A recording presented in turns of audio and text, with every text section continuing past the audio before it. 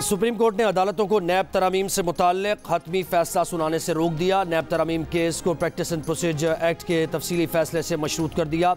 नैब तरामीम case की समाअत practice and procedure act के तफसीली फैसले के बाद होगी। हुक्मनामा जारी। समाअत के दौरान चीफ जस्टिस काजी फायज ईसा ने सवाल किया कि क्या तमाम नैब तरामीम कल आदम हुई हैं। मुआविन वकील साद हाशमी ने जवाब दिया कि पहली और दूसरी तरामीम की कुछ शिक़ें कल आदम करार दी गई हैं। वकील फारूक एच नायक ने कहा कि 25 मई को नैब कानून में तीसरी तरमीम भी हुई। तीसरी नैब तरमीम का असर अदालती फैसले से ज़ायल हो गया है। अदालती फैसले से तीसरी नैब तरमीम गैर फार हो चुकी। जस्टिस अतर मिनल्लाह ने कहा कि तीसरी तरमीम का जायजा लिए बगैर पहली दो कल आदम कैसे हो सकती हैं। चीफ जस्टिस काजी फायज ईसा ने कहा कि अदालत ने तरामीम कल आदम करार देनी थी तो तीनों करती। तीसरी तरमीम मई में आई, उसके बाद भी 6 समातें हुई। तीनों नैब तरामीम का आपस में बराह रास्त ताल्लुक है।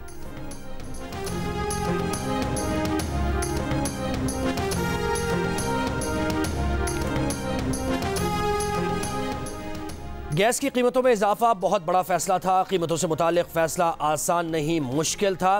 रवां माली साल भी कीमतें ना बढ़ाते तो 400 अरब का नुकसान होता।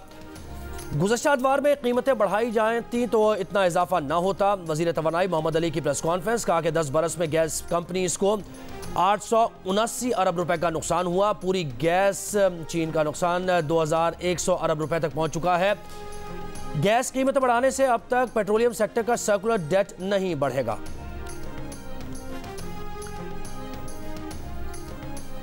जानिबदार अरकान असेंबली को वफाकी काबीना से हटाने के मामले पर इलेक्शन कमीशन ने फैसला महफूज कर लिया। चीफ इलेक्शन कमिश्नर की सरबराही में 5 रुकनी बेंच की समाअत हुई।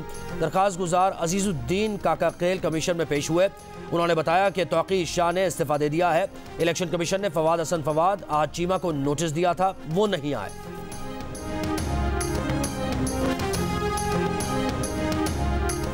अक्टूबर में महंगाई की शरह 29% तक रह सकती है। आइंदा सहमाही में महंगाई की शरह को काबू किया जाएगा। हुकूमती इक़दामात से महंगाई में कमी, मुआशी सूरत हाल में बेहतरी होगी। वज़ारत ख़ज़ाना ने माहाना इक़्तिसादी रिपोर्ट जारी कर दी। रिपोर्ट के मुताबिक सितंबर 2023 में महंगाई की शरह 31.4% रही।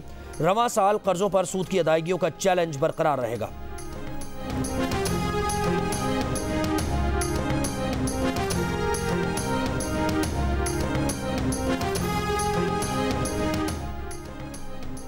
'गैर कानूनी मुकीम अफराद के पाकिस्तान छोड़ने के लिए आज आखिरी दिन। कल से मुल्कगीर ऑपरेशन की तैयारियां। पंजाब में अब तक 28,000 गैर कानूनी तौर पर मुकीम अफराद की निशानदेही।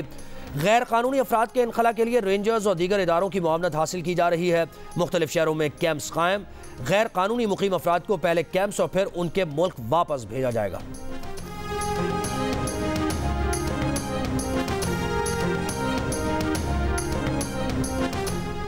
7 अक्टूबर से जारी इसराइल के गजा पर हमलों में शोहदा की तादाद 8,400 हो गई। 23,000 से ज़ायद जख्मी। 24 घंटों में मजीद 400 फ़लस्तीनी शहीद कर दिए गए। अल-कुद्स अस्पताल और यूरोपीय अस्पताल के करीब बमबारी से अस्पतालों की इमारतें लरज़ उठी। राफा में रिहायशी इमारतों पर हमलों में एक ख़ानदान के 18 और दूसरे ख़ानदान के 9 अफराद शहीद। वस्ती गजा में भी बच्चों और ख़वातीन समेत 18 अफराद जान से गए। अक़वाम मुत्तहिदा के इदारा बराए अतफ़ाल यूनिसेफ का कहना है गाज़ा में इसराइली बमबारी से हर 10 मिनट में एक बच्चा शहीद और रोज़ाना 420 से ज़ायद बच्चे शहीद या ज़ख्मी हो रहे हैं।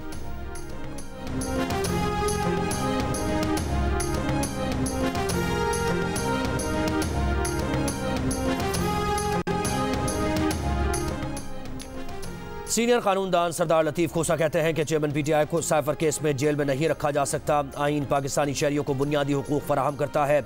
सुप्रीम कोर्ट रजिस्ट्री के बाहर मीडिया से गुफ्तगू में कहा, शेख रशीद को तशद्दुद का निशाना बनाया गया। उनके सेल में चूहे छोड़े गए और वहां मक्खियां थीं।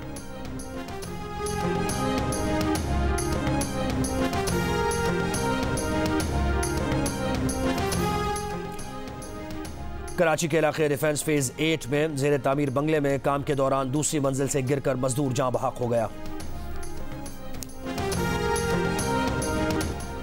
और कोलकाता के ईडन गार्डन्स में पाकिस्तान और बांग्लादेश मध्य मुकाबिल। बांग्लादेश की टॉस जीतकर पाकिस्तान के खिलाफ बैटिंग जारी। 3 विकेट के नुकसान पर 27 रन बना लिए।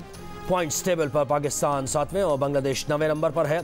सेमीफाइनल में जाने के लिए पाकिस्तान को अपने तीनों मैचेस जीतना होंगे। पहले बांग्लादेश और उसके बाद न्यूजीलैंड और इंग्लैंड को भी शिकस्त देना होगी। शादाब खान को तिब्बी मुआयने के बाद मेडिकल पैनल के मशवरे पर आराम दिया गया है।